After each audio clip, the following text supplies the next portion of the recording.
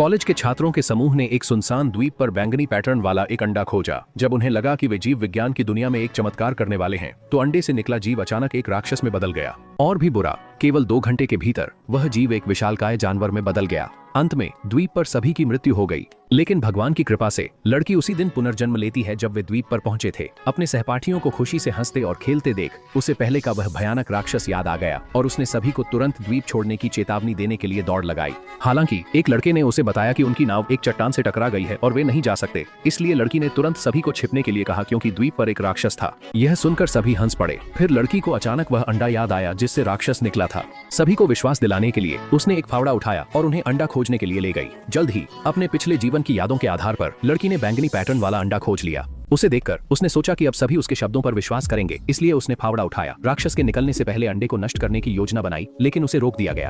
उन्होंने कहा कि अगर वे अंडे को जैविक अनुसंधान संस्थान में ले जाते हैं तो उन्हें असीमित धन मिलेगा। उनकी मूर्खतापूर्ण बातों को सुनकर लड़की निराशा में डूब गई। तभी अंडे के अंदर का जीव खोल को तोड़कर बाहर आ गया। यह देखकर कि यह सिर्फ एक छोटा चूजा था, सभी ने लड़की की चेतावनी पर गंभीरता से संदेह करना शुरू कर दिया। लेकिन उसी समय वह जीव अचानक जंगल में गहराई तक भाग गया। लड़की ने तुरंत सभी को छिपने की चेतावनी दी। हालांकि सभी का उसके प्रति धैर्य पूरी तरह से समाप्त हो गया था। उन्होंने उसे सभी के मजे को बर्बाद करने के लिए डांटा।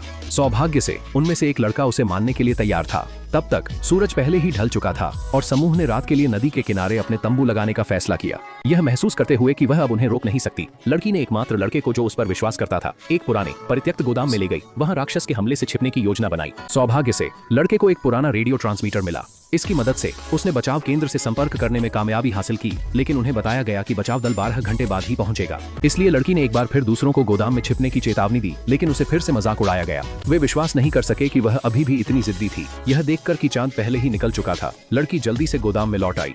इस बीच समूह